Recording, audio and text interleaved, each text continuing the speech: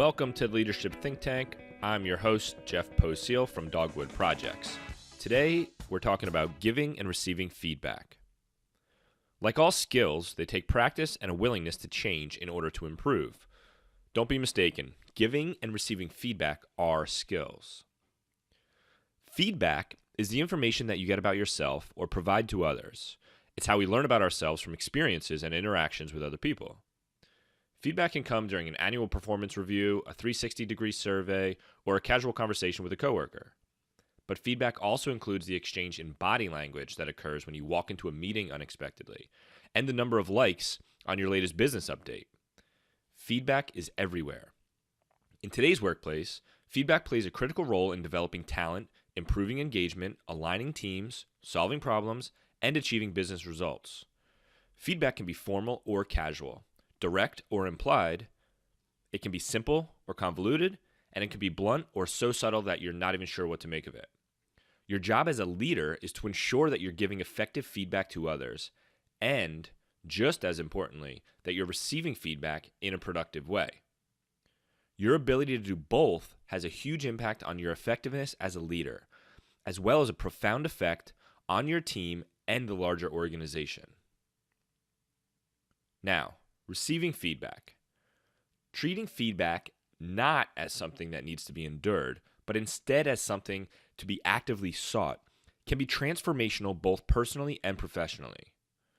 Training people to give a feedback is helpful, but if the receiver isn't willing or able to hear the feedback, then there's only so far the skillful delivery can go, and pushing harder to deliver feedback rarely opens the door to real learning. Great employees and great leaders are those who seek out, listen to, and act on feedback. People who are willing to look at themselves critically are easier to work with. Being around people who are open is energizing. When you are receptive to feedback, your relationships can have more trust, more humor, and can collaborate and solve problems more quickly. Receiving feedback well doesn't mean that you always have to act on the feedback. Receiving it well means engaging in the conversation, being open to learning, and making choices about when and how to use the information. It's about managing your emotional triggers so that you can really understand what the other person is telling you, and being open to seeing yourself in new ways.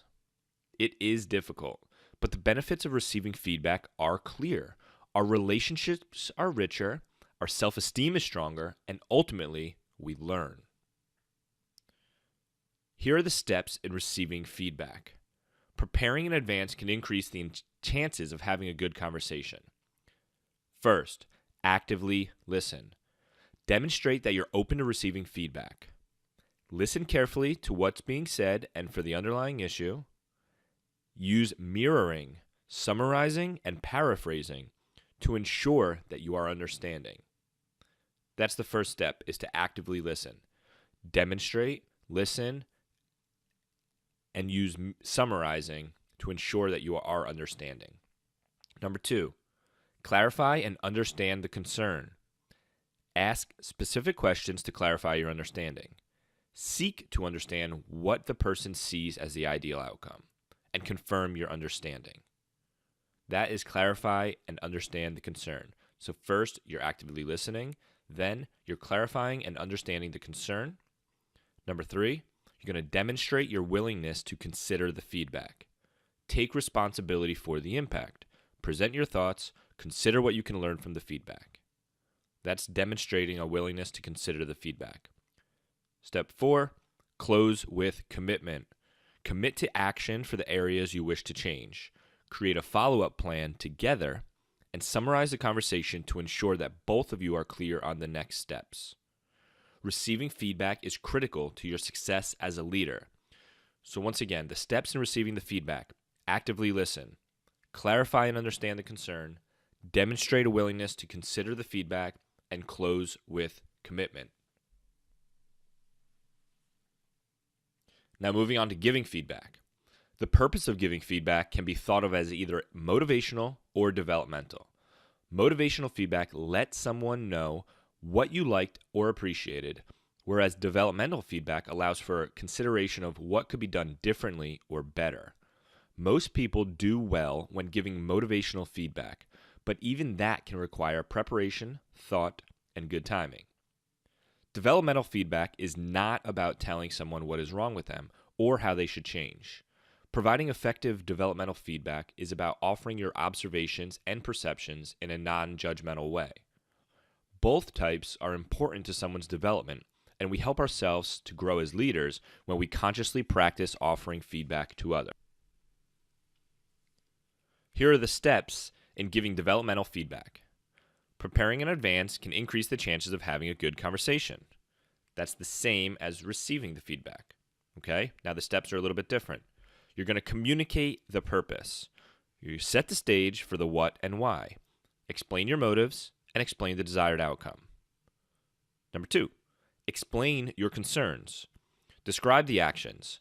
Keep your information specific and factual, and explain the significance and impact for you, others, and the business. You need to explain your concerns. 3rd, confirm your understanding and consider their perspective. Clarify your thoughts and desired outcome. Ask for their perspective. Get curious and dig deep. Consider what you can learn from their reaction. Following up, you want to close with commitment. You create a follow-up plan together. You offer support. Summarize the conversation to ensure that you are both clear on the next steps. So once again, the steps in giving developmental feedback. Communicate the purpose. Explain your concerns. Confirm an understanding and consider their perspective. And close with commitment. As a leader, your ability to effectively model giving and receiving feedback is transformative. If you seek out feedback, your direct reports will do the same. If you take responsibility for your mistakes, your peers will be encouraged to do so as well. If you try out a suggestion from your manager, he or she will be more open to trying out your suggestion. If you give good feedback, the chances that real learning will happen will improve significantly. That's it for today on giving and receiving feedback. Comment below, subscribe, head over to leadershipthinktankgroup.com and make sure you're signed up for the newsletter and see what else we have going on.